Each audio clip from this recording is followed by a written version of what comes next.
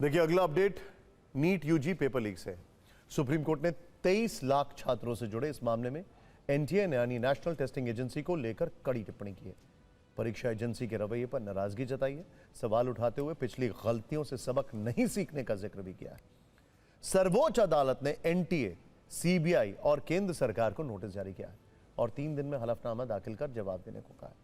जवाब में एनटीए को यह बताना होगा कि 2024 में मॉनिटरिंग कमेटी की तरफ से की गई सिफारिशों को किस तरह लागू किया गया।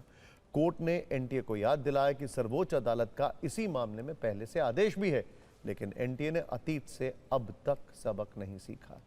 यह बहुत दुर्भाग्यपूर्ण है। फायमा यानी federation of all India medical association और यूनाइटेड डॉक्टर्स फ्रंट ने सुप्रीम कोर्ट में याचिका दाखिल की है। इन याचिकाओं में नीट यूजी की दोबारा परीक्षा कोर्ट की निगरानी में कराए जाने की मांग की गई है। अगली सुनवाई 29 मई को होगी।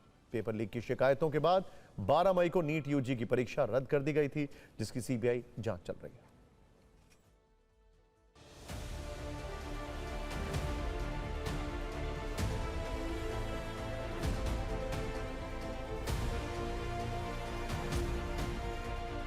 Supreme court has issued notice and उन्होंने ये भी डायरेक्शन दिया है नेशनल टेस्टिंग एजेंसी को और union of India ministry of education को that they should file an affidavit. एक एफिडेविट में वो बताएं कि किस तरह वो कमिटी के रिपोर्ट का कंप्लायंस हुआ है और अगर कंप्लायंस और also chairman of the committee जो इसरो के चेयरपर्सन जो 7 मेंबर कमिटी के हेड है उनको भी डायरेक्शन दिया है कि वो भी एक्सप्लेन करें कि किस तरह ये कंप्लायंस हुआ है रिपोर्ट का।